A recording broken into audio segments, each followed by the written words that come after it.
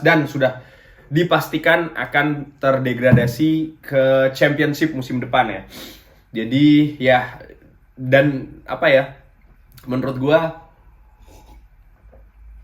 sebenarnya sih Fulham ini kan sempat memberikan secerca harapan ya, karena mereka ini sempat memetik hasil lumayan lah ya, sempat mendekati ke zona aman. Cuman ya menurut gua, kalau gua ngelihat ini di beberapa pertandingan terakhir dari Fulham ini kan mereka berpenampilan buruk lah bisa dikatakan ya. Jadi selepas mereka ini menang mengejutkan melawan Liverpool di Anfield, menang 1-0, mereka ini berturut-turut menelan 4 kali kekalahan beruntun sebelum mereka seri menahan imbang Arsenal di London 1-1 di Emirates ya. Lalu setelahnya menelan 3 kekalahan beruntun ya. Praktis kalau menurut gua nih dari 10 pertandingan terakhir, Fulham ini memetik hasil 1 kali menang melawan Liverpool ya di Anfield, 1 kali seri melawan Arsenal di Emirates, sisanya mereka kalah ya. Dan ya di 3 pertandingan terakhir ya, mereka ini bahkan kebobolan menurut gua cukup banyak ya. Di catatan gue kebobolan 7, memasukkan 1 ya. Jadi rata-rata per pertandingan mereka kebobolan 2 gol lebih sedikit ya. Artinya apa? Artinya sisi pertahanan dari Fulham ini tidak bagus-bagus banget ya. Pun kalau gue melihat di sisi klasemen, Fulham ini ya termasuk sebenarnya tim yang kebobolan ya cukup banyak, 50 gol ya. Cuman yang kebobolan 50 gol ini, atau ya di atas 50 gol ini, tidak banyak ya, tidak banyak banget gitu maksud gue. Ada Leeds yang 53, lalu Crystal Palace 61, Southampton 63. Artinya apa? Artinya menurut gue walaupun dalam 3 pertandingan ini kebobolan banyak, sebenarnya Fulham itu pertahanannya lumayan, dan ini yang mereka raih di pertandingan awal lah katakanlah, atau pertandingan tengah ya. Sayangnya di 10 pertandingan terakhir ini mereka, ya itu tadi ya, lini pertahanannya merosot kalau menurut gue ya penampilannya. Dan ini bisa menjadikan seperti peluang lah untuk dilihat untuk sebagai Manchester United untuk bisa meng-create chances untuk bisa mencetak gol ya. Gue iseng-iseng melihat penampilan terakhir melawan Southampton. Ya menurut gue, walaupun ball possession ini dikuasai oleh Fulham, walaupun mereka ini punya total shots yang lumayan ya, tapi efektivitas dari serangan itu kurang begitu bagus ya. Justru ini terlihat dari Southampton, walaupun shotnya berimbang, agak sedikit berimbang ya, mereka total shotnya 11, tapi shot on targetnya lebih banyak, lebih 7. Mereka lebih clinical, mereka lebih tajam. Hasilnya apa? Mereka mampu mencetakkan 3 gol ya di pertandingan ini. Again, lini pertahanan Fulham ini kalau gua lihat ya dengan amatiran, ini bisa diekspos oleh Manchester United. Keadaannya ini menurut gua berbeda dengan keadaan terakhir ya, waktu Manchester United menang di kandang Fulham dengan skor 2-1. Pada saat itu kan kalau tidak salah gol kemenangan itu dicetak oleh seorang Paul Pogba dari, kalau nggak salah, dari luar kotak penalti ya. Dan golnya menurut gue cukup bagus sih, walaupun pada saat itu kita sempat tertinggal dulu ya. Dan ya tertinggal dulu menurut gue nih salah satu kecerobohan lah dari lini belakang. Dan ini bisa jadi akan terjadi lagi kalau lini belakang melakukan kecerobohan lagi. Maksud gue gini, Fulham ini tim yang sama seperti kayak West Brom contoh ya, kemarin gue ngeliat melawan Liverpool. Artinya mereka ini lebih mengandalkan serangan balik, mereka ini lebih bertahan ya. Dan salah satu peluang yang mereka bisa maksimalkan itu adalah dari kesalahan pemain belakang lawan. Inilah hal yang menurut gue rawan yang terjadi di sisi Manchester United ya. Kenapa?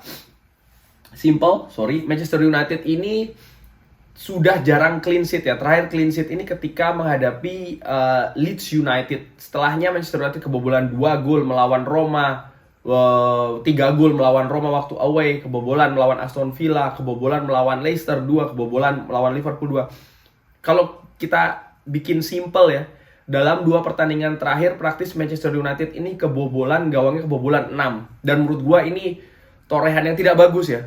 Oke, katakanlah memang betul kita menurunkan tim kedua ketika menghadapi Leicester, tapi tetap saja sih kalau menurut gue ya, dengan amatiran tim sekelas Manchester United. Bahkan kalau kita tarik sedikit ya, ketika melawan Aston Villa pun kita juga kebobolan.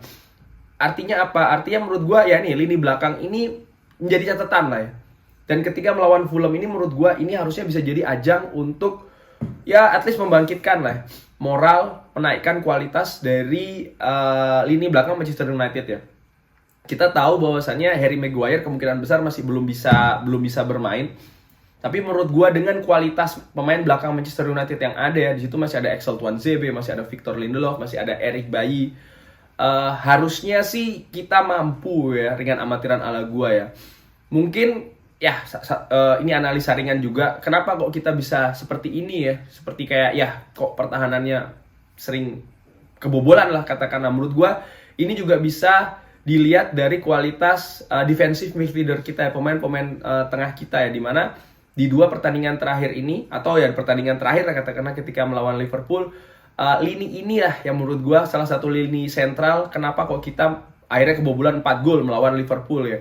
Duet antara Fred dan Scott McTominay ini seperti sedang mengalami fase penurunan ya. Gue nggak bilang jelek, karena kalau kita lihat ya kita harus transparan juga. Di tengah musim contohnya ketika kita berhasil meraih sekian kemenangan beruntun ya, atau sekian partai kita tidak kalah, duet ini kan menjadi jantung menjadi jantung apa ya itu tadi ya, pertahanan juga ya, memulai lini penyerangan bahkan. Artinya apa ya, mereka ini pernah tampil bagus loh, jangan lupa mereka ini pernah tampil bagus. Mereka ini kalau menurut gue tidak not so bad gitu, tidak jelek-jelek banget. Mereka ini sedang mengalami tren penurunan saja, dan menurut gue ya, bagaimana tugas pelatih, khususnya Ole Gunnar, untuk membangkitkan lagi ya ini ya. Gimana caranya ya, pelatih yang lebih tahu.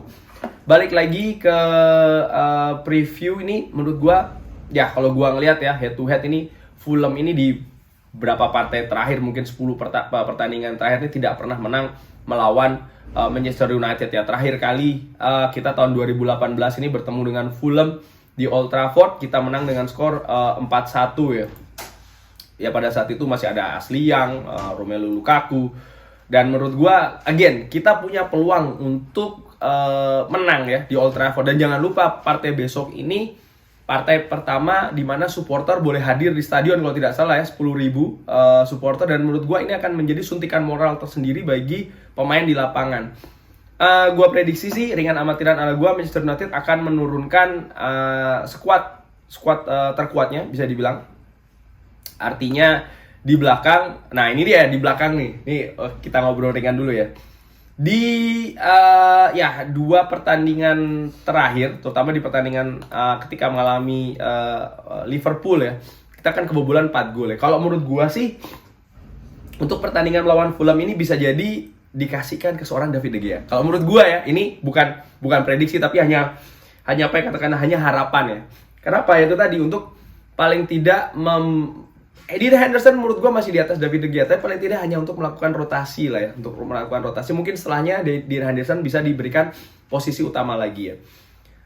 David De Gea, mungkin di belakang Eric Bailly dan Victor Lindelof, di kanan Aaron Wan-Bissaka, di kiri seperti biasa Luke Shaw. Di tengah gue sih memilih untuk mengistirahatkan seorang Scott McTominay, diganti oleh seorang Donny van de Beek, dipasangkan dengan Fred kalau menurut gue ya, atau bahkan dengan Matic ya. Jadi duet Matic dan Donny van de Beek. Dan di gelandang serang untuk sayap kanan sih gue lebih memilih Mason Greenwood. Di belakang striker seperti biasa Bruno Fernandes, dan di sebelah kiri seorang Paul Pogba. Nah, untuk striker di depan gue lebih memilih Marcus Rashford di sana ya. Nah, memang Edinson Cavani ini berpenampilan oke lah, bagus. Cuman kemarin ketika melawan Liverpool, ya menurut gue sih nggak tahu kenapa ya, gue merasa agak kurang maksimal ya. Mungkin bisa jadi pada saat itu ya tidak banyak mendapatkan support ya si Edinson Cavani. Tapi again sih tidak ada salahnya untuk disimpan. Ya mungkin nanti bisa dimainkan di babak kedua ya. Prediksi dan harapan gua sebenarnya Manchester United bisa menang pastinya ya, menghadapi Fulham, sekaligus benar-benar mengunci posisi kedua di klasemen ya. Setelahnya Manchester United ini kan akan menghadapi Wolves, dan menurut gua ketika menghadapi Wolves kita nih praktis punya waktu setelahnya kurang lebih gue lupa nih, gue lagi lihat ini tanggal 23, hanya 3 hari setelah melawan Wolves, lalu kita akan menghadapi partai final. Jadi menurut gue partai melawan Fulham ini kita bisa melakukan, ya, menurunkan komposisi terbaik, lalu setelahnya melawan Wolves mungkin bisa melakukan rotasi ya. Again, di papan klasemen ini menurut gue hasil ini tidak akan berpengaruh apa-apa sih ya kepada Fulham pastinya, karena sudah pasti degradasi, dan kepada Manchester United ya kita sudah pasti lolos Liga Champions. Hanya bagaimana kita bisa mensecure posisi kedua ya. Dengan mengunci kemenangan melawan Fulham ini, tentunya kita juga akan mengunci posisi kedua, dan menurut gua ini akan menunjukkan progres pastinya ya, selain progres poin dan juga progres posisi. Kurang lebih seperti itu ya, preview ringan amatiran ala gua untuk pertandingan Manchester United lawan Fulham besok. Gua harapin sih Manchester United bisa menang, bukan hanya menang ya, tapi bisa menang dengan rapi ya, karena ya kita sudah terlalu sering ini kebobolan. Sekalipun toh memang kita tidak bisa memainkan Harry Maguire, tapi menurut gua kalau kita bisa menang dengan skor yang meyakinkan, dengan clean sheet, ini akan memberikan semacam suntikan moral at least ya, atau mental kepada squad Manchester United itu tersendiri. Sekian preview gua. Jangan lupa like, jangan lupa subscribe, ikutin terus Football Belanda. Wassalamualaikum.